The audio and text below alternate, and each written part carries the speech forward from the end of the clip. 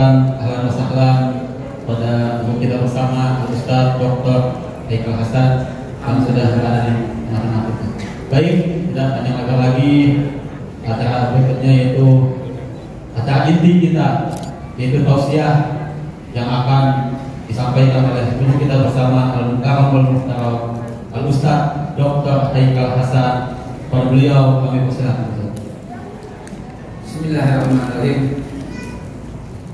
Bismillahirrahmanirrahim. La yadurru ma'asmihi syai'un fil ardi wa la fis sama'i wa huwas sami'ul 'alim. Bismillahirrahmanirrahim. Ala Allahi la haula wa la quwwata illa billahil 'aliyyil 'azim.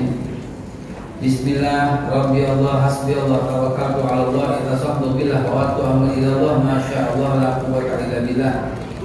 Bismillah, walhamdulillah, wal khairu wasyarru bi masyiatillah.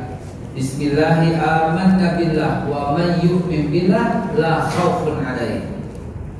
Bismillahi, assalamualaikum warahmatullahi wabarakatuh. Innal hamdalillah wa syukurillah ala ni'matillah. Wassalatu wassalamu ala rasulillah Sayyidina Muhammad ibn Abdillah. Allahumma salli ala Sayyidina wa habibana wa syafi'ana wa maulana wa zurina wa qurratu ayuna Sayyidina Muhammad ibn Abdillah. Bu, Bapak sekalian, yang barusan kita sebut satu-satunya nama yang berhak mengisi sanubari kita. Nama yang barusan kita sebut adalah satu-satunya makhluk yang diizinkan oleh Allah menolong dan membantu kita. Jadi nama itu harus membuat kita gemetar dan bergetar. Coba bayangin. Al-Qari'atu mal-Qari'ah. Wa ma adraka mal-Qari'ah. Tahukah kalian apa itu hari kiamat? Wa ma adraka mal-Qari'ah, kata Allah. Yauma yakunun nasu kal farasil mabsus wa takunul jibalu kal ihnil manfus. Coba bayangkan hari di mana manusia, gunung itu berterbangan, berhamburan seperti anai-anai, seperti bulu yang ditiup gitu, terbang seperti itu. Coba bayangkan. Seperti tsunami, seperti gempa bumi, aneh kan? Kok tiba-tiba manusia pada telanjang? Alhamdulillah, rontok itu semua baju-baju yang ada dalam itu. Idza zulzilatil ardu zilzalaha wa akhrajatil ardu asqalaha. Ketika bumi mengeluarkan semua isi perutnya, wa qala al-insanu ma laha. Maka manusia pada berkata, ma laha, ada apa ini? Coba. Ada gunanya pangkat di situ? Ada gunanya harta di situ? Al-yawma la yanfa'ul mal wal banun illa man atallaha biqalbin salim. Hari di mana kagak ada lagi gunanya itu semua. Enggak ada gunanya semua, kagak ada, sama sekali enggak ada gunanya. Hari di mana seorang suami lari dari istrinya, seorang istri lari dari suaminya, anak lari dari orang tuanya, orang tua lari dari anaknya, sampai bayi yang lagi disusuin pun lepas. Lihat, huru haranya kayak begitu dia. Mana bisa kekasih dari kekasihnya tuh lari, nggak bisa. Ayam paling lo gue susah begitu. Tapi nggak bisa. Hari di mana semua orang lari. Suami istri aja nggak bisa. Suami istri nafsi. Jangankan kita, Pak, dalam hadis sahih riwayat Muslim, seumat ini, rombongan ini datang kepada Nabi Ibrahim. Penghulu, ja'il kalim nasi imaman. Aku jadikan kau Ibrahim, kata Allah, linnas, bagi semua manusia imam, pemimpin. Nabi Ibrahim berkata, nafsi, diriku.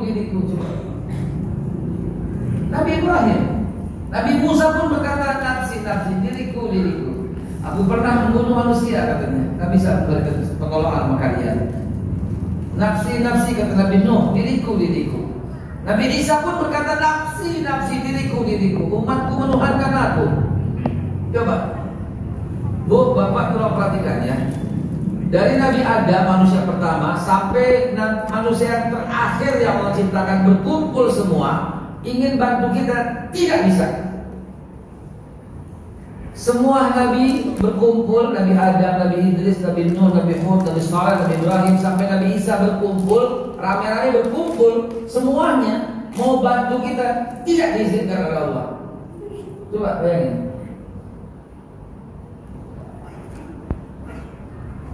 Jangankan manusia, saya tambah dengan malaikat, Jibril, Mikail, Israel, Munkar, Nakir, Rakib, Atid, Ridwan, Malik berkumpul bantu kita, tidak bisa. Bayangin dulu, bayangkan ini. Satu-satunya manusia yang diizinkan Allah, Nabi kita Muhammad Sallallahu Alaihi Wasallam. Hanya dia satu-satunya yang bisa bantu pada hari itu. Syafaat. Man dzalladzi yashfa'u indahu illa bi'izni. Bi'izni itu hanya untuk beliau, satu-satunya makhluk. Sementara yang lain sibuk dengan dirinya sendiri, tapi beliau, aina ummati, di mana umatku, sibuk sendiri mengumpulkan. Lihat kita dikasih baju, dikasih payung, dikasih gayung untuk minum di telaga Kausar. Bagaimana kita nggak gemeter lihat dan menyebutkan namanya? Bagaimana kita nggak marah ketika namanya disandingkan dengan minuman keras? Ingat kasus itu? Coba, kurang ajar ini orang benar-benar. Kurang ajar gitu. Makhluk yang paling mulia di muka bumi, yang digabung semua makhluk, tidak berarti kecuali beliau, kok disandingkan? Boleh namanya Muhammad? Boleh mabok gratis? Kurang ajar kayak begini. Di negeri yang 240 juta orang Islam, kok berani banget ini orang.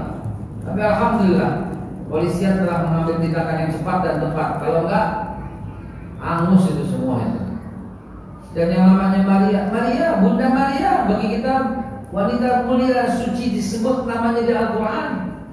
Bagi saudara-saudara kita yang beragama Kristen, yang Katolik, Bunda Maria orang suci. Siapa yang namanya Maria boleh mabok, kan enggak? Kurang ajarnya itu luar biasa.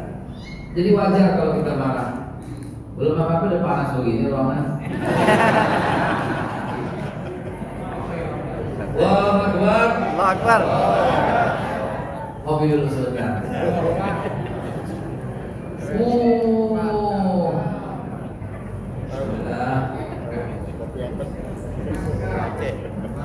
Ya Allah, alhamdulillah. Bukan, ini saya ucapkan terima kasih yang luar biasa, jazakumullah khairul jazaa. Belum mulai, tadi cuma respon. Kenapa sambutannya sedikit ketika saya menyebut nama yang mulia itu begitu. Jadi saya mau mari. Nggak ada orang yang berhak kita cintai sampai mendalam dan memenuhi semua isi kecuali Nabi kita Muhammad SAW. Ibu pilih mantu gampang, orangnya cinta sama Nabi Muhammad nggak gitu aja. Kita nih suami, pilih suami, apakah dia mencintai Rasulullah? Pilih istri, apakah dia mencintai Rasulullah? Ya Allah, terima kasih Pak, masya Allah, jazakumullah. Pilih istri, cari yang mencintai Rasulullah. Pilih pemimpin, cari yang mencintai Rasulullah. Pilih partner, cari yang mencintai Rasulullah. Patokan, kalau enggak cukup berteman biasa saja. Begitu ya. Hadirin, mari kita mulai dengan ucap Bismillahirrahmanirrahim. Baru saya mau bilang, saya belum makan, langsung disuruh ngomong, masya Allah. Ada makan aja. Ajib, masya Allah. Cuma kalau lagi ceramah, bagaimana cara makannya? Ntar waktu tanya jawab ya. Alhamdulillah, mari kita mulai. Pertama dan utama, saya ucapkan jazakumullah, terima kasih kepada DKM yang luar biasa yang telah mengundang ya. Cuman alhamdulillah ada perubahan judul. Kemarin siapa yang bikin judul tuh, nekat banget.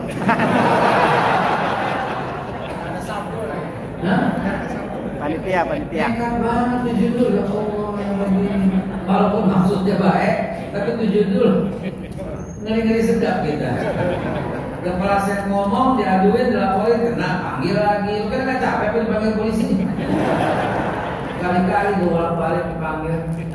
Hadirin, alhamdulillah, terima kasih kepada DKM dan judulnya menjadi Fenomena Perspektif Islam, masya Allah, mantap, ya mantap. Saya ucapkan jazakumullah khairal jaza. Juga paling nikmat barusan dijemput. Alhamdulillah, terima kasih dijemput. Walaupun nggak dijemput, insya Allah saya tetap datang. Tapi alhamdulillah dijemput, terima kasih. Jazakumullah. Terima kasih berikutnya kepada apa lagi yang belum saya sebut. Terutama kepada Polsek sekitar dan Polres ya, yang telah mengizinkan dan telah merestui acara ini berjalan. Begitu juga TNI-nya. Kepada ibu-ibu yang rela duduk di belakang, padahal kelas sibuk makan, bikin makanan buat kita semua, nasi kebuli. Saya tahu ada bocoran dari Ustaz habis pulang makan nasi kebuli, ada bocoran tadi saya tahu. Bukan mengharapkan, tapi saya dengar begitu, dengar gitu. Kalau mau saya minta maaf aja. Baik, saya berupaya menyampaikan materi yang terstruktur dan sistematis. Ya, cuma tadi saya belum kenalan para alim ulama yang saya hormati. Mohon maaf sekali, bukan lebih bisa bukan, tapi ini kita bersilaturahim semata. Ya, para habaib, para kiai yang hadir. Juga tadi ada Pak Kasat Indra yang hadir. Kelihatan dari mana? Saya lihat roman-romannya itu pas banget sama Pak Kasat Indra juga. Alhamdulillah, nanti kalau bisa kita makan sama-sama. Berikutnya kepada yang ngasih ini bubur kacang hijau tadi siapa tuh? Allah, terima kasih. Dan yang membawa meja, yang menyiapkan semua. Dengarkan kata Rasulullah, ya. Man salaka tariqan yaltamisu fihi ilman sahhalallahu tariqan ilal jannah. Tuh.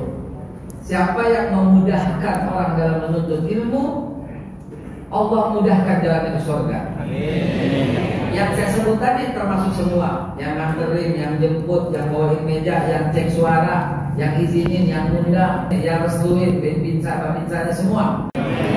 Akhirnya oleh kulitnya tersalih oleh hadati Nabi Muhammad SAW.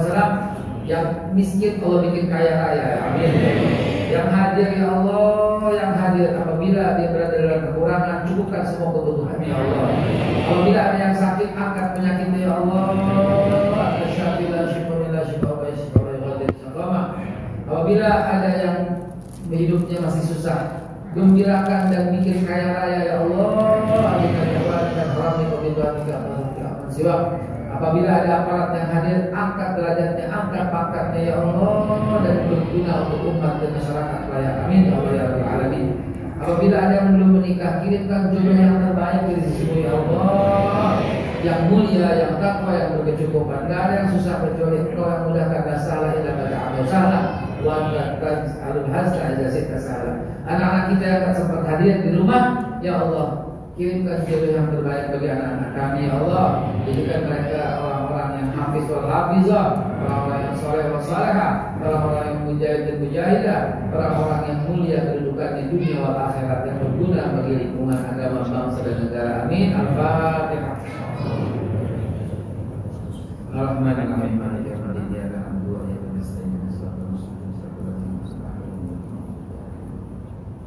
Amin amin ya rabbal alamin. Allahumma bihaqqil Fatihah bi kalimati Fatihah bi sirril Fatihah wa bil muqtadil Fatihah sallallahu alaihi wa sallam ya fadjahan ya kashifal wa ya mali ya khiwayah wa akhiru alhamdulillahi rabbil alamin. Demikian apa yang bisa saya sampaikan.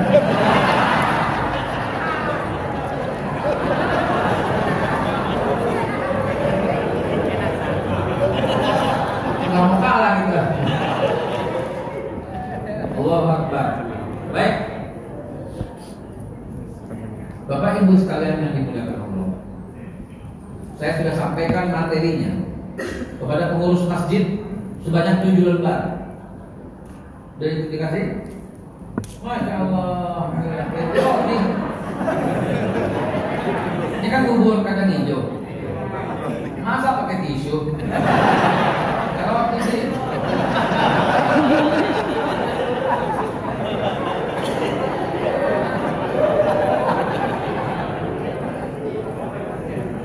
ini dia kadang-kadang sih Allah nggak ngerti-ngertinya. Ibu bapak yang dimuliakan Allah Subhanahu wa taala, dengarkanlah ini informasi yang sangat berharga. Bismillahirrahmanirrahim. Islam dengan amat sangat universal selalu menjadi disudutkan oleh bangsa-bangsa asing. Dianggap menyiarkan dengan pedang, dianggap demen perang, dianggap berbagai macam anggapan. Saya mau cerita. Rasulullah SAW mulai hijrah dari Mekah ke Madinah, yang baru saja kita peringatin, berarti 1444 tahun yang lalu, telah menetapkan. Bayangkan. Beliau hijrah di tahun 622 atau 620 atau lebih. Masya Allah.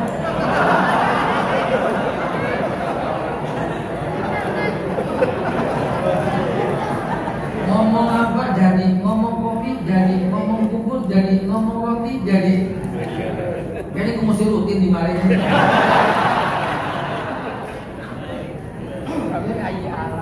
Wabi ayyi ala rabbikum atukadziban. Ya Allah ya Rabbi. Ngomong apa aja coba kontes. Rolek. Kan ngomong roti jadi, ngomong kopi jadi, rolek. Enggak jadi. Rolek. Hadirin Allah Subhanahu wa taala. Perhatikan, ini informasi yang sangat berharga untuk kita semua. Sering kali Islam disudutkan. Pertama yang mesti kita luruskan sebelum masuk kepada perspektif kepemimpinan, di zaman itu berarti tahun 622, zaman itu ada banyak model kepemimpinan.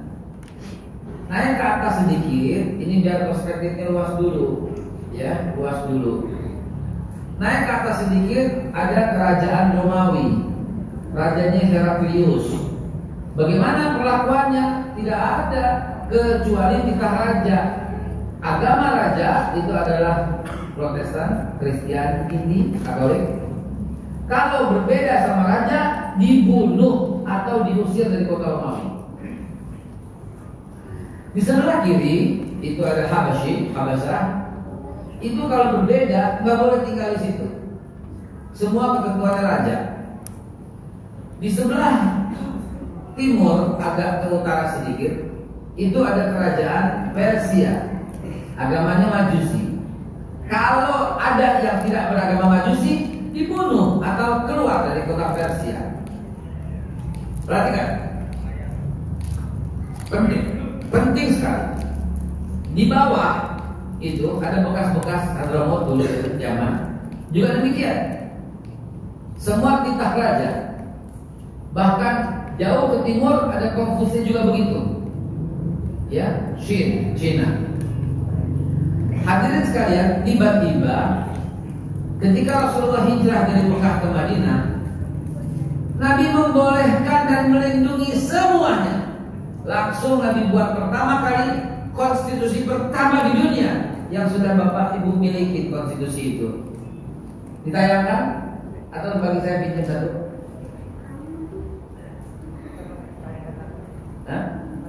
Bayangkan ya. Iya, Rasulullah pada tahun 622 membuat konstitusi yang mencengangkan dunia. Saat itu raja-raja berkuasa menjalankan negara tanpa mengenal hak warganya. Bahkan di semua zaman pada zaman itu hanya jenis kelamin laki-laki yang diakui, sedangkan wanita bagian daripada benda, bagian daripada tukar-menukar. Wanita ditukar. Bapak Ibu nonton film Robin Hood? Robin Hood nonton? Di keretanya itu di bagian belakang ada kereta yang ada jalur-jalurnya itu, yang isinya perempuan semua, betul? Itulah wanita, sama dengan barang. Dijadikan satu tempat gandum, tempat jagung, dan tempat wanita, karena bagian daripada benda. Tiba-tiba Rasulullah tampil dengan mengatakan al-jannah itu tahta aqdamil ummahat. Surga itu di bawah telapak kaki ibu. Coba bayangkan. Tiba-tiba Rasulullah menyampaikan wanita sama laki-laki derajatnya sama. Coba, di zaman itu nggak ada yang seperti itu, saudara. Dan bukan cuma itu saja. Tiba-tiba Rasulullah menyampaikan, la ikraha fiddin, nggak boleh maksa orang pindah agama. Coba bayangkan, ini kepala negara Rasulullah. Inilah pertama model kepemimpinan dunia yang sekarang diikuti oleh semua makhluk, semua raja, semua pemimpin. Deklarasi of Human Rights nanti saya buktikan copy paste dari Piagam Madinah. Bahkan di Swiss, Jenewa, perjanjian-perjanjian itu semua copy paste dari Muhammad SAW. Sebelumnya nggak ada. Bahkan nanti saya uraikan satu demi satu. Pancasila kita, UUD 45 kita adalah bagian yang tak terpisahkan dari Piagam Madinah SAW. Mestinya ini masuk kurikulum, biar tidak ada lagi orang yang menulis Islam itu radikal, biar nggak ada lagi yang menulis Islam itu teroris, biar nggak ada lagi Islam disiarkan dengan pedang, biar nggak ada lagi orang mengatakan Islam itu depannya perang. Diuraikan perang Badar, perang Uhud, perang Khandaq, perang Hunain, perang Mu'tah, perang. Seolah-olah Nabi teman perang. Terbalik, Pak.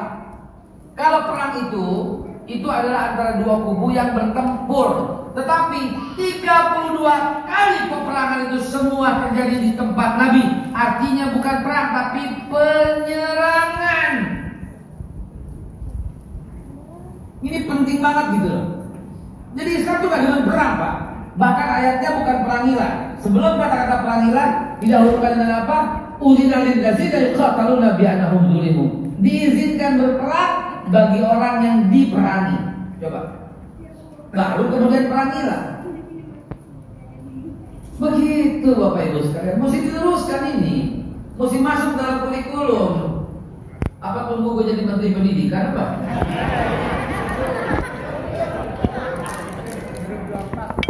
Tunggu 2024. Itu perang Badar, perangnya coret, penyerangan Badar. Perang Khandaq, perangnya coret, penyerangan Khandaq. Perang Uhud, coret perangnya, penyerangan Uhud. Karena faktanya Nabi diserang. Itu yang perlu kita luruskan, saudara. Nabi bukan kepala negara di waktu di Mekah. Istilahnya Nabi oposisi lah kalau zaman sekarang di Mekah. Tapi tidak pernah menimbulkan kerusakan dan kehancuran. Baru ketika hijrah ke Madinah, Rasulullah sebagai kepala negara. Dan ketika Rasulullah kepala negara, apa yang terjadi? Nomor satu, ini dia nih para dai, para penceramah. Saya kritik sedikit saja. Tolong disampaikan itu biar tuntas. Dikatakan Nabi menyatukan kaum Ansor dan Muhajirin. Betul apa tidak? Betul apa tidak? Betul. Tapi koma, Nabi Muhammad bukan hanya menyatukan kaum Ansor dan Muhajirin. Model kepemimpinan Nabi itu nggak adil kalau umpamanya penceramah dai cuma menyatakan Nabi menyatukan kaum Ansor dan Muhajirin. Enggak. Bukan itu saja, Pak. Buktinya apa? Pasal 2 sampai pasal 9 dalam Piagam Madinah, Nabi menyatukan semua suku-suku Yahudi di Madinah. Dan kemudian Nabi satukan baik Yahudi, Nasrani, Majusi yang tinggal di kota Madinah, Nabi satukan semua. Mari kita lihat pasal 1 Piagam Madinah. Ini sudah saya ubah. Tadinya ada 47 pasal, 48 maaf.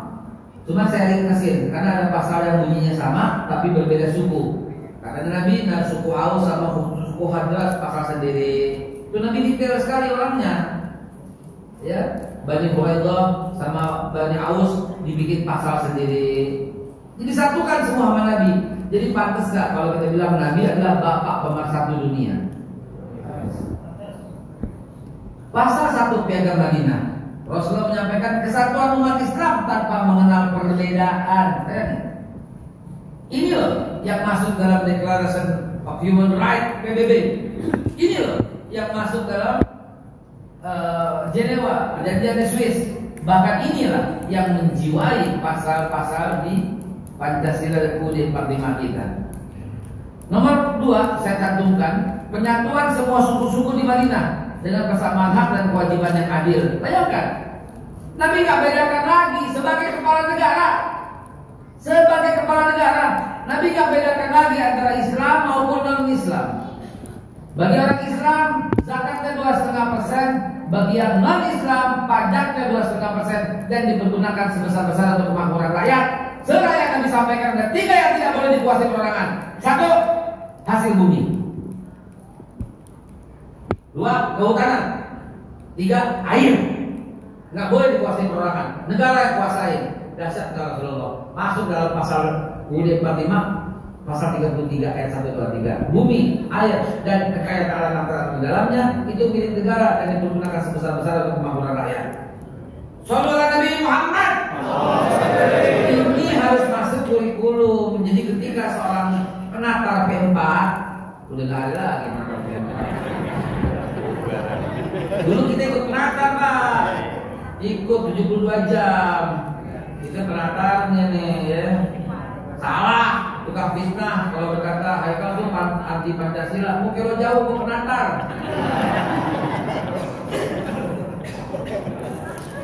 Gentaran apa?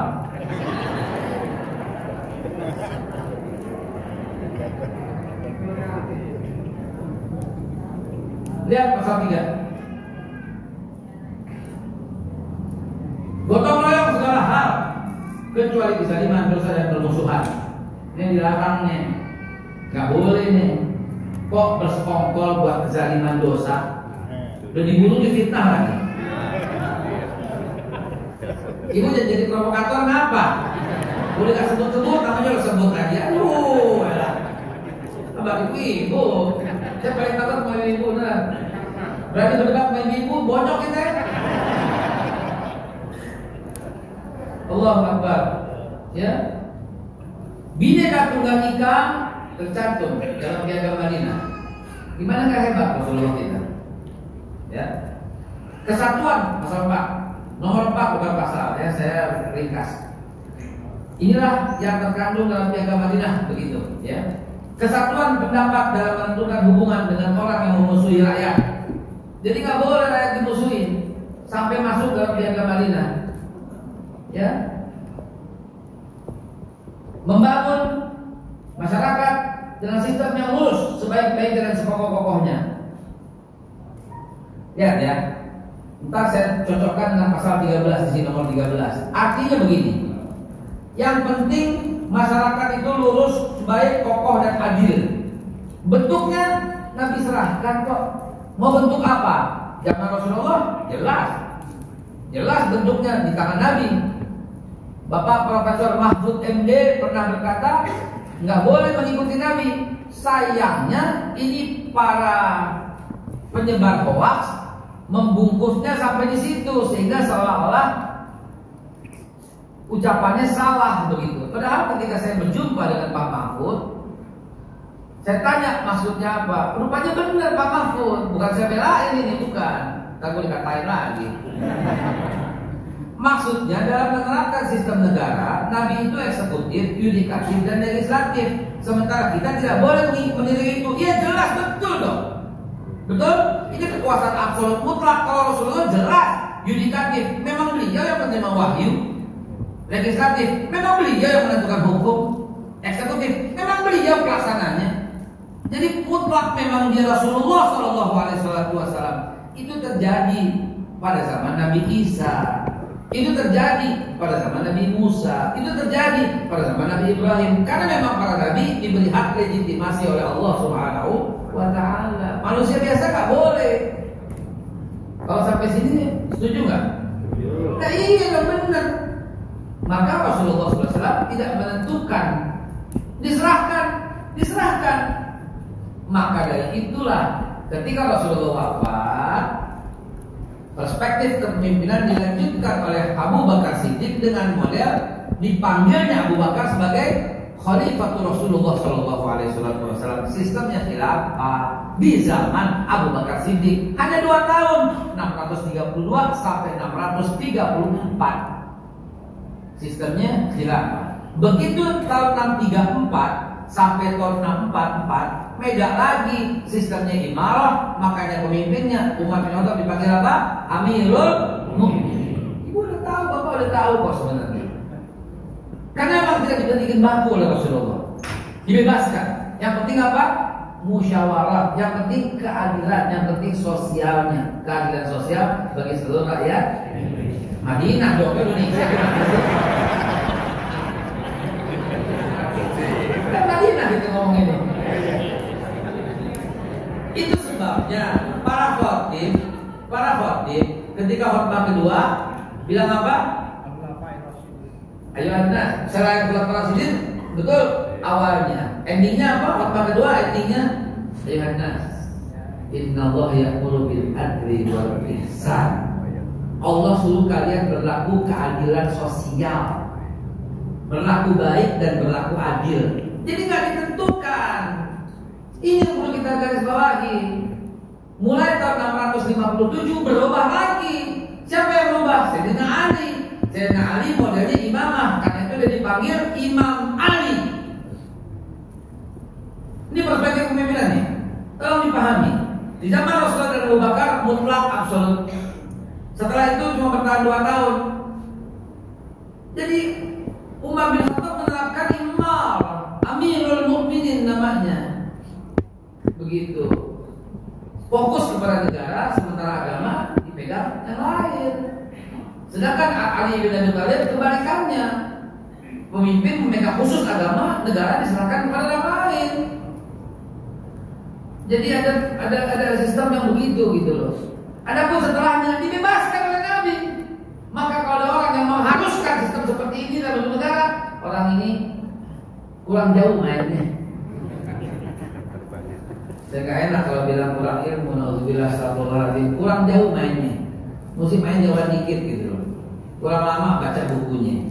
Kenapa? Karena nggak ada bentuk yang baku. Oh harus begini, enggak. Buktinya apa? Itu buktinya Saudi Arabia sendiri dia menerapkan sistem apa? Kerajaan. Boleh? Boleh. Nggak ada masalah sistem itu. Irak menerapkan republik. Iran menerapkan Republik Islam Iran. Jordan menerapkan monarki absolut. Malaysia menerapkan ada perdana menteri. Brunei menerapkan murni kerajaan. Dan bagi negara kita yang ada 650 bahasa, 714 suku, 13.600 pulau, 6 agama sepakat menetapkan Negara Kesatuan Republik Indonesia.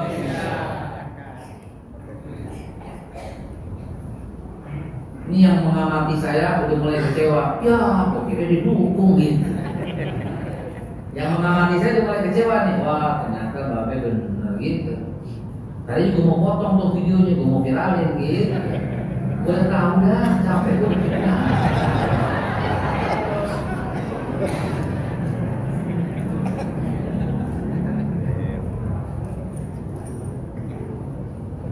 Dan ini saya konsisten menjalankan ini. Konsisten sebagai juru dakwah saya. Bagaimana gak konsisten? Buku saya 5 jilid udah keluar terbit, 5-5-nya bicara soal ini. Dan sengaja saya sampaikan ini kepada jamaah sekalian agar semua memahami secara utuh, lengkap.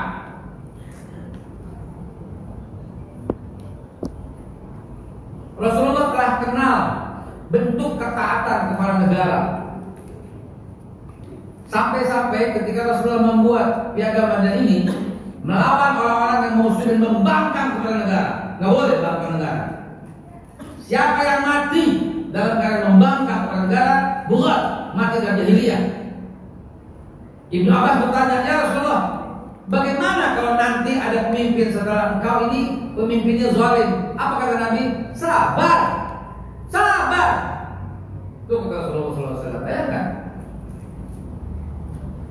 Penuhilah hakmu. Maaf, penuhilah kewajibanmu dan serahkan hakmu kepada Allah Subhanahu wa taala. Shallu ala Nabi Muhammad. Penuhi kewajibanmu. Bagaimana kalau haknya tidak dipenuhi? Serahkan kepada Allah Subhanahu wa taala. Jadi tidak pernah ada dalam Islam kalau antum Bapak Ibu sekalian memahami sejarah untuk berontak kepada pemerintah yang sah. Tidak pernah ada kamus di dalam Islam. Bagaimana ya Rasul kalau hak kami itu diambil? Penuhi saja kewajibanmu, kata Nabi. Bukhari wa Muslim. Dari Abu Hurairah. Sahih hadis. Bayangkan. Ntar boleh kita tanya jawab. Sabar Pak, sabar, tenang aja, gue tidak ada kasak kusuk. Sabar, kopi kita belum habis Pak.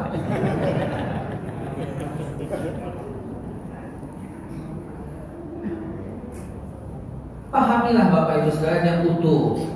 Jangan ngajinya separuh. Ngaji dari YouTube pula. Lagi mendengar semua kuotanya habis lagi.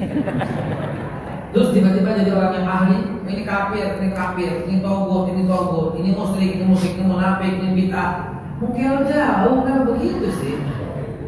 Ya Allah ya Rabbi, saya membayangkan suatu kondisi di mana ada ketua PBNU, sampingnya ketua PP Muhammadiyah, di sampingnya ketua FPI, di sampingnya ketua Rabithah Alawiyah, di sampingnya ada ketua Persis, ada Al-Irsyad Al-Islamiyah, ada Makhluk Anwar. Mereka duduk berdiskusi, masing-masing bicara persatuan 5 menit. Jamaahnya ada banyak, di jamaah Ansor, di jamaah Banser, di jamaah FPI, di jamaah Kokam, Muhammadiyah. Masya Allah. Kemudian gantian imam. Allahu Akbar, ya Allah. Mungkin gak sih begitu? Mungkin gak sih begitu? Di mana semua orang bukan memperjuangkan organisasinya. Itu yang membuat saya belum pernah masuk organisasi apapun yang disebutkan barusan. Karena takut lebih cinta kepada organisasi, kepada Islam itu sendiri. Bukan saya menyalahkan, itu nggak apa-apa, bagus, silahkan. Kalau dilihat dari sisi kultural, saya itu.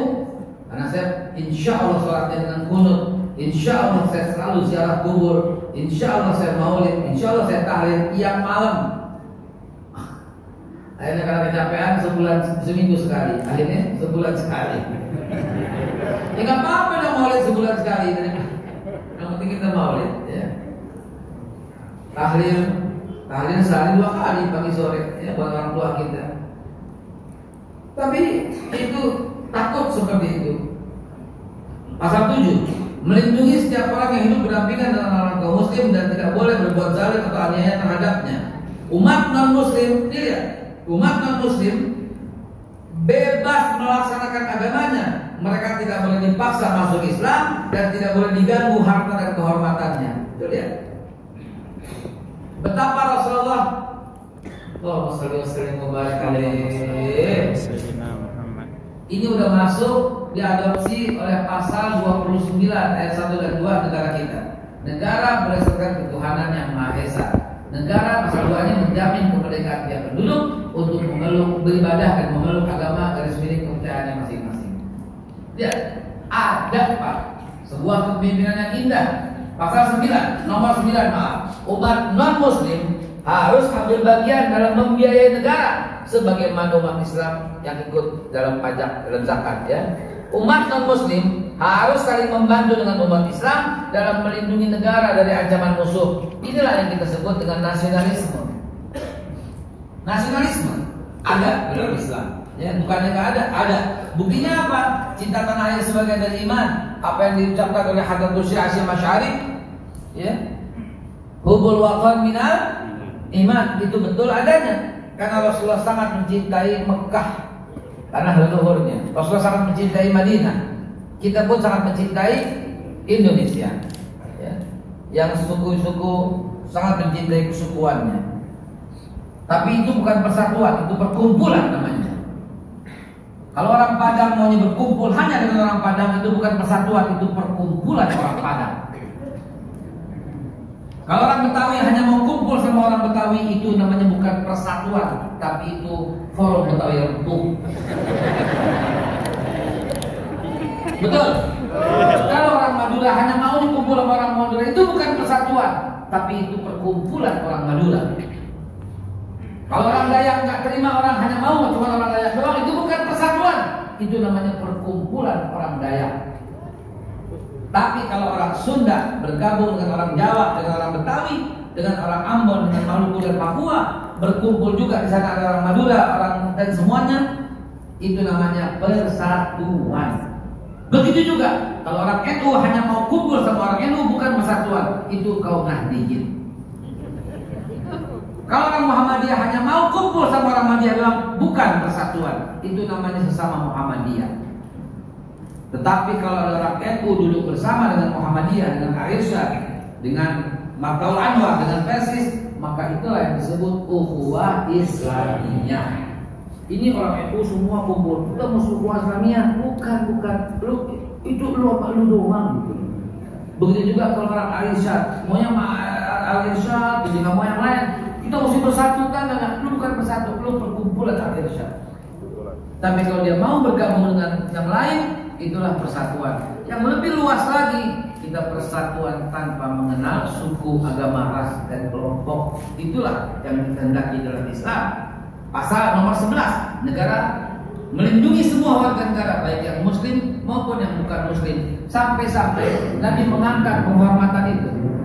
Pada waktu Hutum Mekah, Nabi mengatakan siapa masuk Ka'bah aman, siapa masuk rumah Abu Sufyan aman. Padahal Abu Sufyan pemimpinnya, orang zalim di sana. Coba, betapa Rasulullah menghargai ini. Betapa piagam perjanjian Hudaybiyah Nabi dirugikan, tapi tetap aja bilang, "Oh, nggak bisa, harus begitu." Enggak, dalam Islam nggak begitu. Apa yang udah disepakatin, taatin. Tapi merugikan Islam sebodoh. Ini kesepakatan. Di atas itu semua. Buktinya saya cantumkan dalam nomor 13. Apabila satu perdamaian membawa kebaikan bagi masyarakat, maka semua warga negara, baik muslim maupun non-muslim, harus rela menerima perdamaian tersebut. Ya. Jadi ada kesepakatan yang melebihi semuanya, yaitu ini dia pasal nomor 13. Dan kita sudah lalui ini. Kita abaikan suku, kelompok, ras, golongan pada tanggal 28 bulan Oktober tahun 1928. Kita berjanji bertanah air yang satu, tanah air Indonesia. Kita berjanji bertumpah darah yang satu, tumpah darah Indonesia. Kita berjanji menjunjung tinggi bahasa persatuan, bahasa Indonesia. Itulah para leluhur kita. Lalu kenapa sekarang pendahulunya begitu, tapi yang sekarang meneruskan membagi dengan cebong yang kampret? Apa enggak malu itu apa? Sekarang malah kadrun, apa lagi coba? Kalian ini bukan nomor satu, kalian pemecah belah umat. Saya berusaha menarik cebong kampret supaya ke tengah.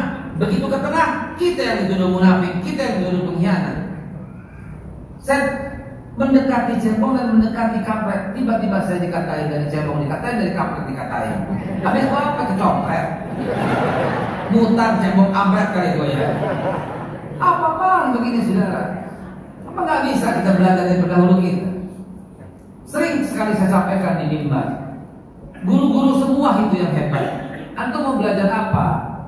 Kalau pengen belajar fikih yang mendalam, dengarkan Ustaz Abdul Somad. Antum pengen belajar apa? Al-Quran yang sampai dalam sekali pengertiannya, dengarkan Ustaz Ali Hidayat. Guru-guru kita semua. Antum mau belajar apa? Mau belajar nyunah yang sakit, dengarkan Ustaz Khalid Basalamah. Antum mau dengarkan apa? Kelembutan hati supaya kita bisa menata hati manajemen yang baik, dengarkan Agil. Antum mau dengarkan apa coba? Mau dengarkan strategi dan penerapan Asmaul Husna, dengarkan Ustaz Bakhtiar Nasir. Antum mau apa coba? Mau mengerti yang namanya perjuangan giroh yang luar biasa, dengarkan Habib Rizik. Semua lengkap guru-guru kita itu semua. Mereka semua orang-orang mulia. Dengarkan. Jangan fanatik dengan satu guru. Seolah-olah kalau beda pendapat menjadi kafir. Seolah-olah kalau beda mazhab menjadi musyrik. Seolah-olah kalau umpamanya beda organisasi, ini bukan bagian kita. Apa coba? La haula wala quwwata illa billah. Sampai kapan kita bisa bersatu kalau begini, saudara? Inna lillahi wa inna ilaihi raji'un. Waktu sudah cukup malam, masih banyak hal yang ingin saya sampaikan. Kesimpulan terkandung dalam Konstitusi Madinah adalah satu, ketakwaan kepada Allah, Tuhan yang Maha Esa dan Maha Kuasa. Inilah sila pertama kita. Dua, persaudaraan, kemanusiaan, persamaan, keadilan. yang beradab, inilah sila kedua. 3. Persatuan tanpa melihat suku, ras, golongan, agama maupun latar belakang. Itulah pasal 3 kita, sila ketiga. 4. Mengutamakan musyawarah, kesepakatan dalam memutuskan sosial kemasyarakatan, sama dengan Pancasila. 5. Prinsip keadilan bagi semua warga harus dirasa tanpa perbedaan status sosial. Equilibrium before the law itu ada dalam nomor 13 tadi yang saya melompat tidak menjelaskan. Berikutnya, negara melindungi semua warga negara dan tidak boleh ada diskriminasi, paksaan, intimidasi baik dalam kehidupan beragama maupun sosial lainnya. 7. Pertahanan dan keamanan serta melindungi terhadap warga negara yang menjadi tanggung jawab semua warga. 8. Prinsip gotong royong dan tolong menolong menjadi dasar dalam pengambilan keputusan setelah musyawarah mufakat. Bahkan yang belum saya jelaskan di sini, yang ada dalam buku saya menulis buku meluluskan tauhid dengan memahami sejarah peradaban, ya, itu saya cantumkan penerapan ketahanan negara melalui paspor dan visa sudah diterapkan oleh Nabi Muhammad tahun 622. Saya masukkan di sini dalam nomor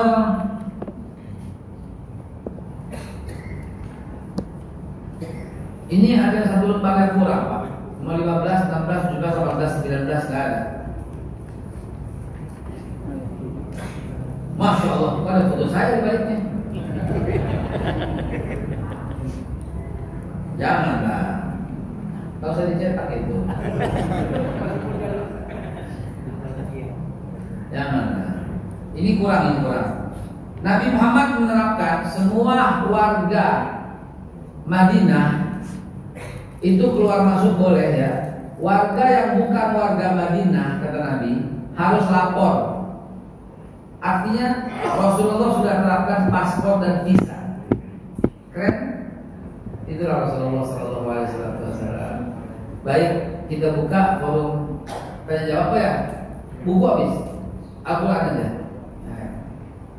Silakan. Ada yang nanya? Nggak ada. Alhamdulillah kalau ada, baik kita tutup. Fadhal, silakan berdiri bertanya. Ya. Baik, kalau Bapak Ibu yang mau bertanya, Lydia.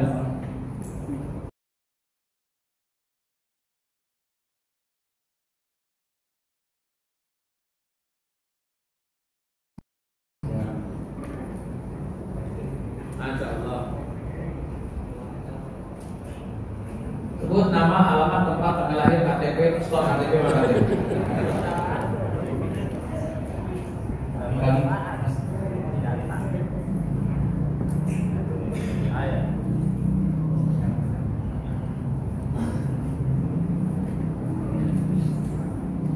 Assalamualaikum warahmatullahi wabarakatuh.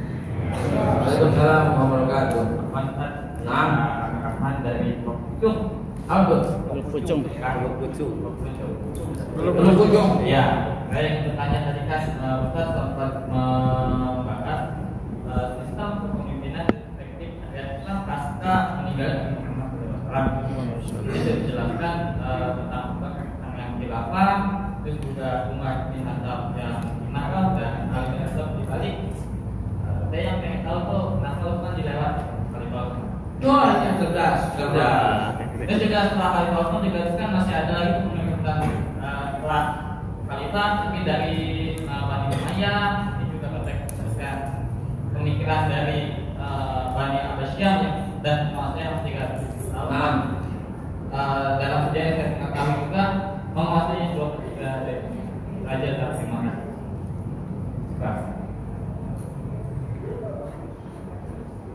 Lydia jawab dulu, aku gabung dulu. Jawab. Aku cuekin. Jawab aja kan. Bismillahirrahmanirrahim. Kenapa Sayyidina Utsman dilewatin? Karena Sayyidina Utsman plak copy paste dengan Umar bin Khattab. Nggak merubah sistem. Iya. Kenapa? Saya nggak sebut karena sama persis. Jadi Sayyidina Utsman dipanggil di zamannya Amirul Mukminin juga. Jadi modelnya 3. sahabat memanggil Khalifah Rasulullah Abu Bakar, sahabat memanggil Amirul Mukminin Umar dan juga Utsman, dan memanggil Imam Ali juga di zaman itu. Jadi ada 3 modelnya. Kenapa cuma 3? Kenapa nggak Bani Umayyah dibahas? Bani Abbasiyah atau Bani Utsmaniyah dibahas? Karena semuanya nggak mendapat legitimasi dari Nabi. Yang Nabi bilang, alaikum bisunnati wa sunnatul khulafaur rasyidin. Yang Nabi dapat legitimasi itu dia. Sehingga hukum yang ditetapkan Abu Bakar Siddiq sampai sekarang wajib berlaku. Hukum yang ditetapkan oleh Umar bin Khattab sampai detik ini wajib berlaku dan nggak boleh ada manusia yang batalin. Dan salah satunya Umar bin Khattab membuat Wa'adul Umariyah ketika Yerusalem ditaklukkan, dibebaskan karena awalnya kan Islam, kemudian diambil oleh Yahudi, diambil juga oleh Nasrani. Waktu Yahudi berkuasa, Islam dan Kristen dibunuh. Gak boleh yang lain, punya dia sendiri. Ketika tumbang dikuasai oleh Nasrani, Nasrani begitu juga. Orang Yahudi sama orang Islam dibunuh kalau tinggal di situ, dikuasai. Namun ketika Islam yang berkuasa, baik Yahudi maupun Nasrani boleh tinggal dilindungi. Itulah tahun 636 Umar bin Khattab dalam bentuk Wa'adul Umariyah. Silahkan buka di Google baca. Enggak, bentuk perjanjian Umar, dibaca kasih mic-nya biar jamaah semua tahu apa bentuk perjanjian Wa'adul Umariyah. Inilah Umar hamba Allah yang melindungi. Ayo, salib, gereja, pendeta, sebut nama Umar bin Khattab. Dahsyat.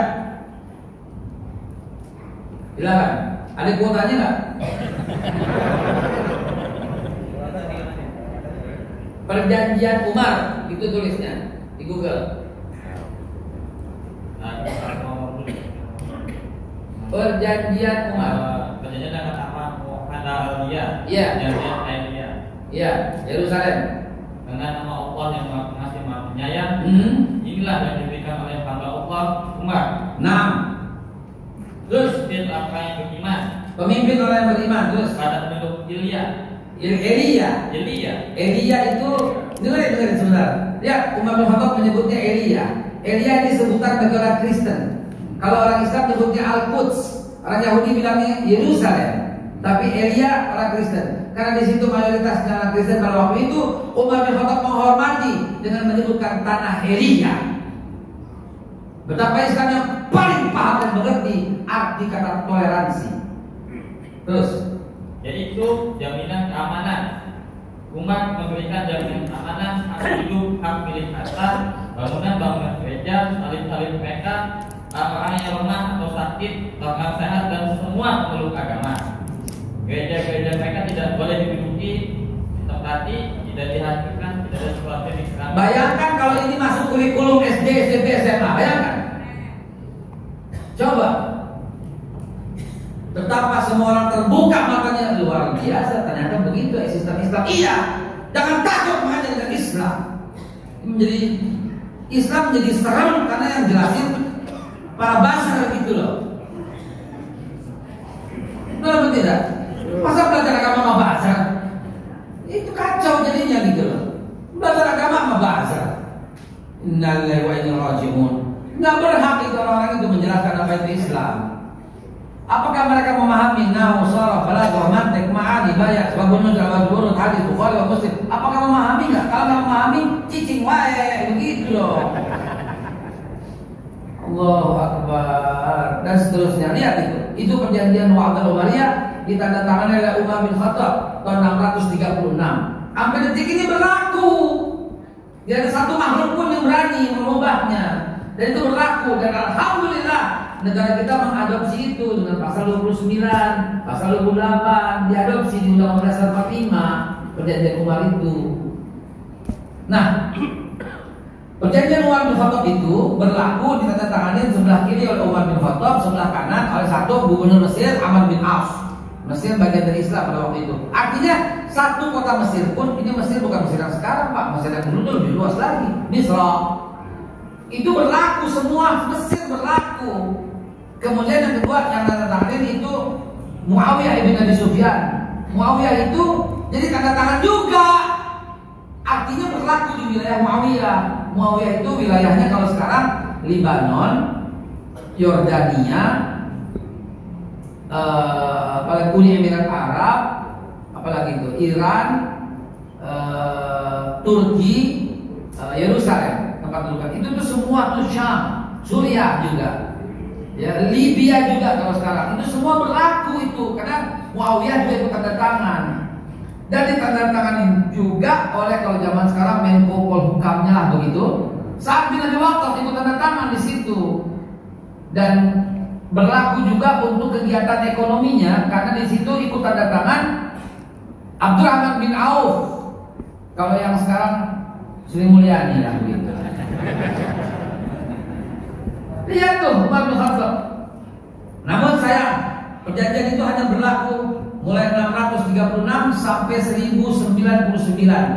Karena 1099 Paus Urbanus II, Paus Urbanus membunuh semua orang Islam yang tinggal di Yerusalem, di Elia. Padahal sebelumnya mereka boleh tinggal.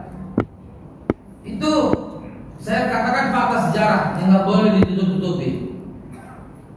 Sampai kemudian tahun 1187, 80 tahun kemudian, 89 tahun kemudian, baru diberlakukan kembali tahun 1187 oleh Sultan Salahuddin Al-Ayyubi. Dan Sultan Salahuddin Al-Ayyubi membuat lagi perjanjian itu di Ramallah. Maka disebut perjanjian Ramallah seperti perjanjian Wa'dul Amaliyah di Al-Quds, Yerusalem. Begitu kurang lebih. Terima kasih pertanyaannya. Mantap. Sudah nikah belum? Ya.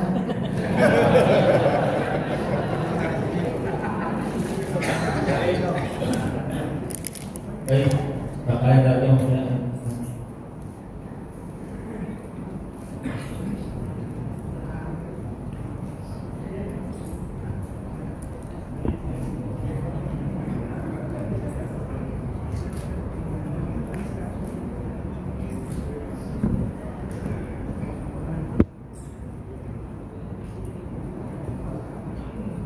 Masya Allah. Ustaz. Assalamualaikum warahmatullahi wabarakatuh. Waalaikumsalam warahmatullahi wabarakatuh. Nama saya Hendra. Hendra. Saya ingin bertanya Ustaz. Nah.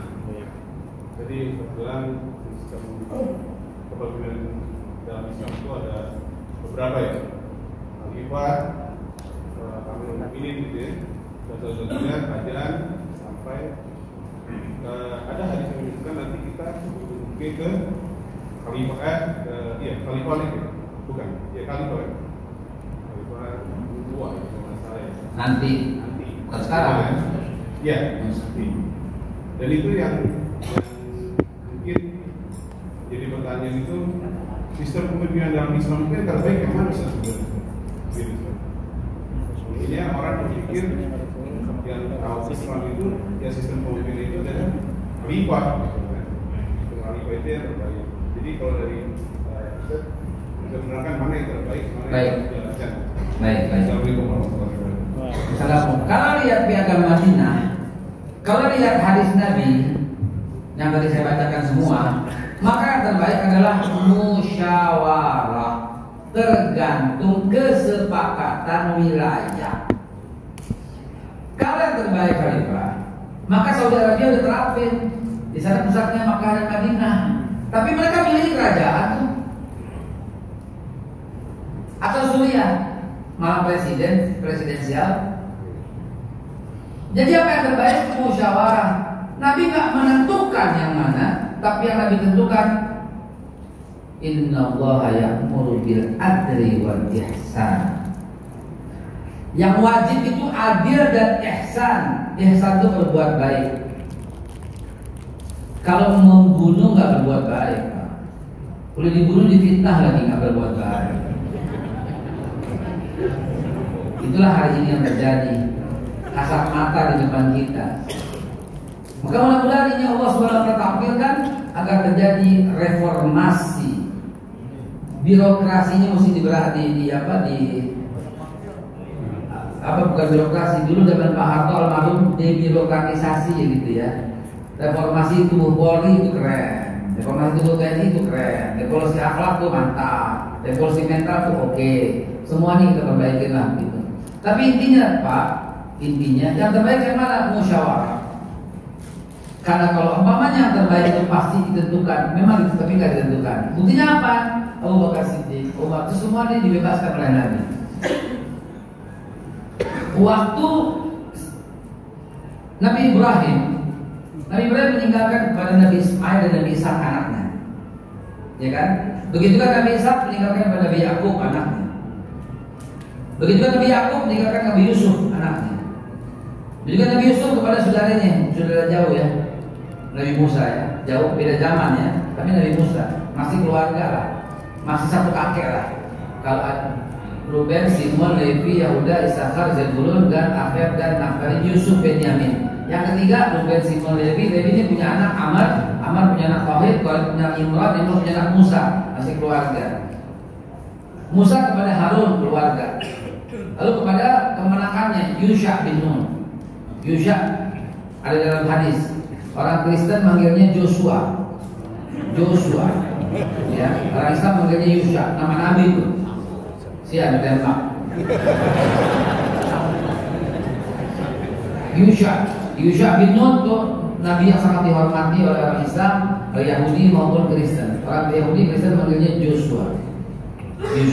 Lalu Yusha bin Nun kepada Daud, kemudian kepada Sulaiman, masih keluarga keturunan. Begitu juga Nabi Zakaria kepada Yahya, keluarga. Tapi itu dipangkas sama Nabi. Kalau ada keluarga, maka Syiah akhirnya dari Nabi ke Ali, ya kan?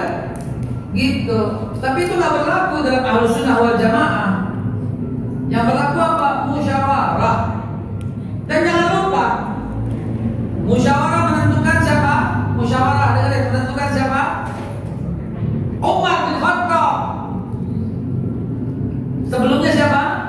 Sa'ad bin Abi Waqqas. Ternyata Sa'ad bin Abi Waqqas nggak mau, nggak berhak. Bukan cuma Madinah ini, kaum muhajirin yang lebih berhak, bukan Ansor.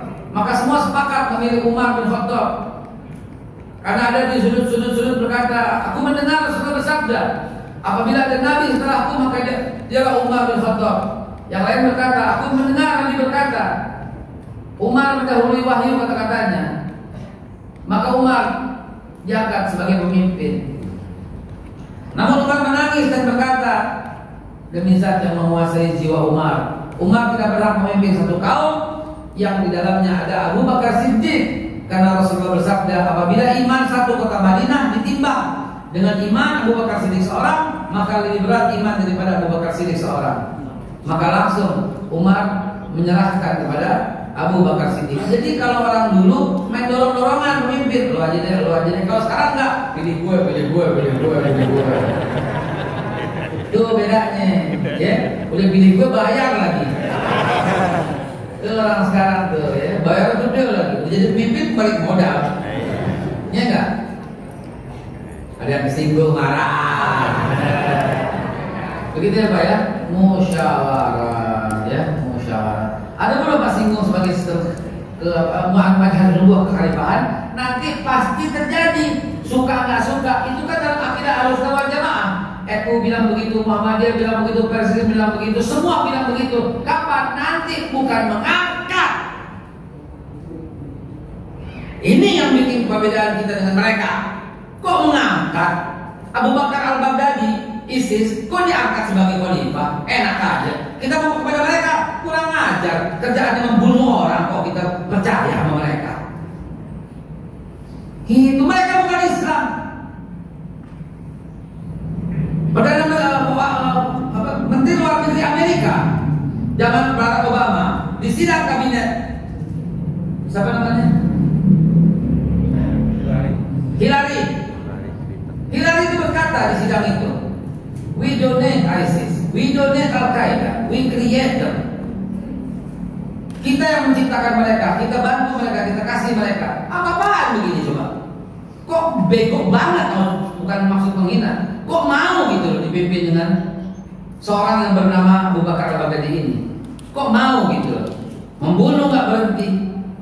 Apa-apaan coba? Siapa yang angkat dia? Entar kalau dia angkat dirinya sendiri, entar di Irak juga ada, di Suriah juga ada, di Indonesia juga ada, Malaysia juga ada. Semua ngangkat. Apa-apaan kalau semua ngangkat? Emang lu diangkat sama siapa? Begitu kan? Maka kata Rasulullah nggak begitu. Di akhir zaman kalian akan menjumpai Nabi Isa. Nabi Isa itu sedang tawaf. Nabi Isa-nya hadir. Kalian tuh sedang, Nabi Isa sedang tawaf. Orangnya tinggi, kulitnya putih kekuning-kuningan kata Rasulullah. Dari rambutnya seperti basah tapi tidak ada air yang menetes kata Rasulullah. Begitu, itu terjadi nanti. Dan kemudian di zaman itu ada seorang yang kalian percayai. Kalian itu semua orang, berarti tidak ada satupun yang tidak percaya. Berarti kesepakatannya otomatis semua beriman kepadanya.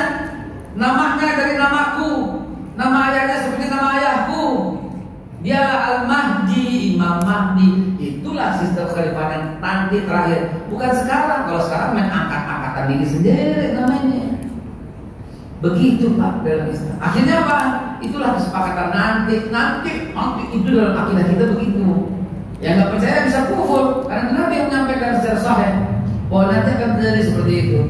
Kemudian ada sekelompok umat dari Yahudi yang akan menyerang kalian. Mereka ingin memasuki kota Mekah, kemudian mereka nggak bisa masuk kota Madinah, mereka nggak bisa. Kemudian mereka ingin menghancurkan Yerusalem. Kemudian Nabi Isa dengan Imam Mahdi berangkat ke Yerusalem, ke Baitul Maqdis untuk menyelamatkannya. Dan pada waktu itu tibalah waktu subuh. Masyarakat minta Nabi Isa menjadi imam, namun Nabi Isa nggak berkenan.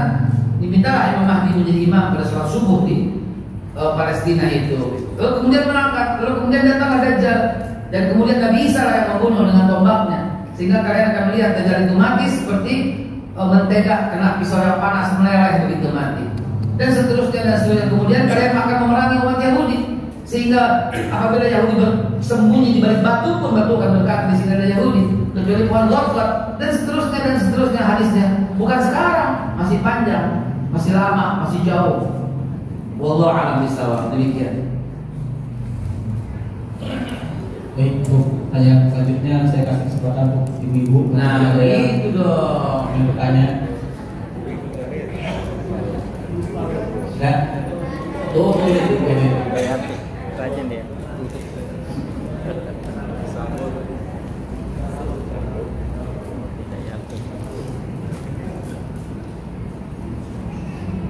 Assalamualaikum. Waalaikumsalam. Terima kasih kepada Pak kita. Saya melihat judul tadi yang di sini sistem kepemimpinan ditinjau dari perspektif syariat Islam. Nah, saya lihat konteksnya yang Bapak jelaskan tadi banyak dengan orang-orang seperti sistem pemimpin Abu Bakar Siddiq, Umar bin Khattab dan lain-lainnya. Nah, di sini dari sudut pandang Islam ya itu benar, itu orang-orangnya. Nah, di sini saya lihat banyak anak-anak orang muda yang datang yang hadir di sini. Nah, jadi merupakan kita dibawa ke idola ya. Jadi harus kepemimpinan Islam itu, kalau menurut saya ini akan benar, nanti kalau benerin kalau salah. Jadi menurut saya kita digiring oleh Bapak ini ke kepemimpinan Islam itu, contoh seperti Abu Bakar dan Umar bin Khattab dan Ali bin Abi Thalib sebagainya. Pulau sini lah.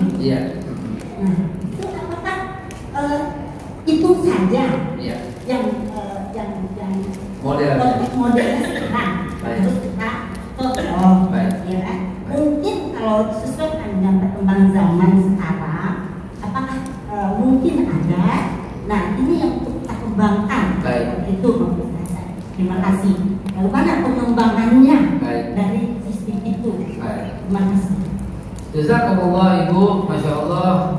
Pertanyaannya dalam banget dan betul sekali apa yang Ibu sampaikan. Semata-mata saya menyiasati waktu. Betul. Seharusnya saya menjelaskan model Khalifatul Rasulullah 1, 2, 3 ciri-cirinya begitu, betul ya? Itu maksudnya Ibu ya. Model Amirul Mukminin ciri-cirinya 1, 2, 3 ciri-cirinya begitu. Model Imam Ali modelnya ciri-cirinya begini semua. Nah, saya berusaha seperti itu, saya simpulkan sistem itu semua ada di sini. Bahkan NKRI pun dari sini. Saya sedikit waktu seharusnya saya tampilkan apa bunyi Declaration of Human Rights di Swiss Geneva, apa bukti daripada piagam pasal 1 undang-undang di Amerika atau di PBB. Nah, kapan-kapan kita kupas lagi. I guarantee you, saya jamin semuanya plak copy paste dari piagam Rasulullah SAW. Jadi kesimpulannya adalah mau sistem apapun ikutilah piagam Madinah. Negara kita bagaimana? Sudah ikut, cuman yang ngatur kurang pinter. Bukan saya sok pinter, bukan, tapi kan kenyataan. Nabi nggak kasih utang, itu utang, ya kan? Lebih baik makasih megaran daripada utang. Kalau mau juga kerja sama, gitu kan? Nggak boleh riba begitu dalam Islam. Yang Nabi suruh antum alamu bi umur dunyakum. Nabi suruh stek korma supaya berbuah lebih cepat. Berarti Nabi menghargai pertanian. Nabi bilang air, minyak itu nggak boleh dikuasai perorangan. Kita masih kuasai. Tapi undang-undangnya udah ada. Bumi, air, dan kekayaan alam yang terkandung di dalamnya ini milik negara dan dipergunakan sebesar-besar untuk orang rakyat. Pasalnya udah ada, tapi yang ngatur menteri-menterinya lah, apalah, gitu banyak kong kali kong, ya kan? Kayak Freeport nggak boleh sebenarnya dikuasai itu, begitu haknya sama Amerika, begitu kuasanya itu nggak boleh. Menurut pasal 33 nggak boleh. Dan Presiden Jokowi dengan pasal 33 berhak mengusir semua itu. Harusnya bisa. Ini undang-undang tertinggi. UUD 45 itu ada sumber hukum. Di bawahnya ada peraturan, ada keputusan, ada kepres, ada perpu, semuanya itu di bawah. Maka berdasarkan undang-undang yang tertinggi, sawit-sawit yang dimiliki oleh Malaysia itu, ini punya Indonesia. Boleh. Berdasarkan pasal 33. Boleh kita berdebat habis dengan urusan soal ini. Bahwa negara kita udah top markotop sisi undang-undangnya. Cuman sayangnya aplikasinya perlu perbaikan dan perlu banyaknya tokoh-tokoh yang tampil untuk memperbaiki ini. Begitu. Jadi semua patokannya ini. Tesis saya diterima gara-gara ini. Saya bilang kembalilah ke piagam Madinah. Karena di sini ada Pancasila, di sini ada Bhinneka Tunggal Ika, di sini ada UUD 45, di sini ada Deklarasi Human Rights, di sini ada piagam PBB, di sini ada undang-undang Inggris, di sini ada undang-undang Amerika. Pusatnya semua satu, Nabi kita Muhammad Sallallahu Alaihi Wasallam. Itulah pusat segala pusat. Nabi Muhammad bukan hanya untuk orang Islam. Al-Quran bukan hanya untuk orang Islam. Syahrul Ramadan allazi unzila fil Quran hudalin nas. Quran itu petunjuk buat manusia, bukan buat orang Islam saja. Nabi Muhammad diutus bukan untuk orang Islam saja. Wa ma arsalnaka illa rahmatan lil alamin. Aku tidak utus engkau hanya kecuali untuk seluruh alam semesta. Bayangkan, untuk alam semesta Nabi Muhammad diutus membawa rahmat. Bukan cuma orang Islam, bukan cuma manusia, bahkan bukan cuma hewan pun begitu. Sampai Nabi, mana hewan yang nggak boleh dibunuh, mana tumbuhan yang nggak boleh dirusak, semua lengkap. Maka kembalilah kepada Rasulullah SAW. Bahwa saya bukan cuma ngomong doang. Saya tulis surat langsung pada Presiden Jokowi. Saya tulis surat langsung.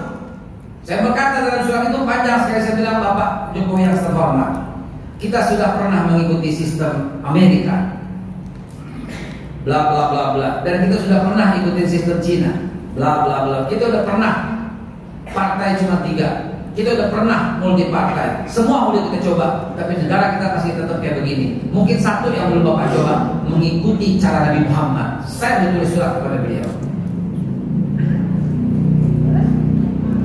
Terus gimana? Mana gue tahu. Kalau bisa gue telepon tuh, Pak, gimana Pak? Gitu bisa. Kita cuma bisa ngirim surat doang. Ya, cuma bisa ngirim surat doang. Berharap pada Allah SWT supaya bisa ada perbaikan bagi negara ini. Begitu ya Bu. Buat ibu, ibu ini ibu, ini ibu asik nih orangnya. Asik nih. Masih muda cakep nih. Saya mengenai Bu, saya terbitkan Al-Quran Bu. Al-Quran ini alhamdulillah dapat museum rekor, Guinness of Book Record, museum Muli juga. Quran ini satu-satunya di dunia, saya presentasi langsung ke Madinah. Ini satu-satunya Quran yang setiap ayat ada QR code-nya. Ada QR code, satu-satunya di dunia Pak. Dan ini hak patennya kita yang pegang. Kami yang buat selama 9 bulan. Jadi kalau ingin memahami Al-Quran begini, bukan katanya-katanya, nggak kaleng-kaleng jadinya. Jadi ketika ibu baca kutiba alal ladzina min qablikum, apa sih artinya? Apa artinya misalnya begitu? Ibu baca langsung download Smart Quran, keluar tuh semuanya. Semuanya keluar. Tafsir Al-Maraghi, tafsir Ibnu Katsir, tafsir Jalalain, tafsir Al-Muyassar keluar. Bahasa Indonesia ada, Arab ada, Inggris ada. Departemen Agama langsung share ke Twitter bisa begitu. Ya. Harganya 7.600.000. Kalau beli beneran, karena mengandung semua kitab tafsir. Ada 6.236 angka nama, ada 12.702 data angka huruf dan berbagai macam. Ada Al-Maududi juga translation gitu ya. Ini kami buat untuk Indonesia atau di dunia, alhamdulillah. Karya saya bersama Bapak Syarif Niskala ya. Ini saya bawa beberapa unit, mungkin ada 10 ya. 10-an ya. Ada 12 doang saya bawa ya. Ini oh ya, ini gratis. Cuma 12 bagaimana coba? Gratis. Cuma ganti ongkos cetaknya doang. Ya, di luar barangkali pengurus untuk perbendaharaan di masjid ini ya, miliki biar bisa paham dengan utuh, bukan paham cuma separuh-separuh ya. Ada lagi terakhir, satu lagi siapa terakhir jam berapa nih? Masya Allah, saya mau ke Bandung. Baik, untuk ayat klip dan tulisan review lagi tadi. Cukup 3 ya. Baik. Alhamdulillahirabbil alamin. Karena tidak ada pertanyaan lagi, mungkin biar acara ini diberkahi oleh Allah Subhanahu wa taala ditutup oleh Pak. A'udzubillahi minasyaitonirrajim. Bismillahirrahmanirrahim. Ala hadhihi niyyah wa likulli niyatin salihah wa ila hadratin Nabi Muhammad sallallahu alaihi wasallam. Al-Fatihah. A'udzubillahi minasyaitonirrajim. Bismillahirrahmanirrahim. Alhamdulillahirabbil alamin. Ar-Rahmanir-Rahim. Maliki yaumiddin. Iyyaka na'budu wa iyyaka nasta'in. Ihdinas siratal mustaqim, siratal ladzina an'amta 'alaihim ghairil maghdubi 'alaihim waladdallin. Allahumma bihaqqil Fatihah wa bi karamatil Fatihah wa bi sirril Fatihah wa bil mu'til Fatihah. Ya Allah, iftah lana abwaabal khair wa ij'alna min ahlil khair. Ya Allah, shalli ala sayyidina wa habibina wa syafi'ina wa maulana wa jalina wa qurratu a'yunina sayyidina Muhammad wa ala ali sayyidina Muhammad wa ala zurriyyati Nabi Muhammad wa ala ashabi Nabi Muhammad wa ala azwaji Nabi Muhammad wa ala ummati Nabi Muhammad sallallahu alaihi wasallam. Ya Allah, as'aluka bi anni asyhadu annaka antallah la ilaha illa anta al-ahadus samad lam yalid wa lam yulad wa lam yakul lahu kufuwan ahad. Ya Allah, ya Rabbi, akhirna mukhlaq sidqin wa akhrijna mukhraj sidqin waj'alna min ladunka sultanan nasira. Ya Rabbi, malikal mulki tu'til mulka man tasha wa tanzilul mulka mimman tasha wa tu'izzu man tasha wa tudhillu man tasha bi yadikal khair innaka ala kulli syai'in qadir. Ya Allah, di antara kami ada yang belum senang hidupnya, senangkan mereka ya Allah dengan takwa dan harta benda yang berlimpah. Ya Allah, di antara kami ada yang masih berhutang, bebaskan hutangnya ya Allah, beri kemampuan, beri rezeki yang berlimpah agar mereka bisa melunasi hutangnya ya Allah. Ya Allah, di antara kami masih ada yang sakit, angkat penyakit kami ya Allah. Anta syafi la syifaa la syifaa wa syifaa ya Allah saqama. Ya Rabbi, beri hidayah kepada kami sekeluarga ya Allah, sakinah mawaddah warahmah agar dapat menikmati iman dan Islam secara utuh. Ya Allah, beri hidayah kepada para pemimpin-pemimpin kami, kepada para menteri, kepada presiden, kepada para menteri, kepada para TNI Polri. Beri hidayah semua ya Allah, dalam hidayah-Mu yang suci dan mulia ya Rabb. Demikian juga kepada para penegak hukum, beri kemampuan menegakkan yang hak itu hak dan mampu menyampaikan yang batil itu batil. Ya Allah, angkatlah bagi kami pemimpin yang adil, yang tentram, yang cerdas, yang memberikan ketentraman, persatuan dan kesatuan bagi negara kesatuan Republik Indonesia. Ya Allah, ya Rabbi, berilah kepada pengusaha-pengusaha kami, pengusaha yang beriman dan bertakwa, dan jadikanlah iman dan takwa untuk membangun baldatun thayyibatun wa rabbul ghafur, negara kesatuan Republik Indonesia, tempat kami bernaung, tempat kami berpijak, tempat kami berlindung, tempat kami mencari nafkah, tempat kami mencari ridho-Mu ya Allah ya Rabbal alamin. Rabbana atina fid dunya hasanah wa fil akhirati hasanah wa qina azabannar. Sallallahu alaihi wa sallam sayyidina Muhammad. Subhana rabbika rabbil izzati amma yasifun wa salamun alal mursalin walhamdulillahi rabbil alamin. Baik, jazakumullah ahsanal jazaa kepada kita Ustaz Eko Hasan yang telah memberikan ilmu kita, mudah-mudahan ilmu yang disampaikan bermanfaat untuk kita. Baik, sebelum saya tutup ada beberapa informasi. Yang pertama, untuk kajian bulan depan itu akan diselenggarakan pada tanggal 24 September 2022 yang akan menjadi panitianya adalah RT 08 dan 12 yang akan memberi tausiahnya adalah Al-Ustaz Muhammad Azwan LC MPD. Dan untuk yang Bapak Ibu yang ingin minat membeli Al-Quran Ustaz Eko Hasan dapat menghubungi pihak Ustaz Eko Hasan di depan. Kalau Ibu, wabillahi taufiq wal hidayah. Wassalamualaikum warahmatullahi wabarakatuh.